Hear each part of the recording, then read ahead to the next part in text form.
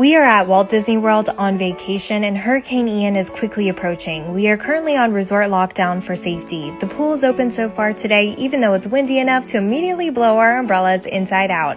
The Country Bears came to visit and there are signs with all the activities and the food box options. Some restaurants are still open for now. Check out this cute dance party. The patio furniture was put in our rooms and many moved it to the hallway. Disney even dropped off a flashlight and a tarp. Do you want more updates to see what it's like to experience a Category 4 hurricane at Disney?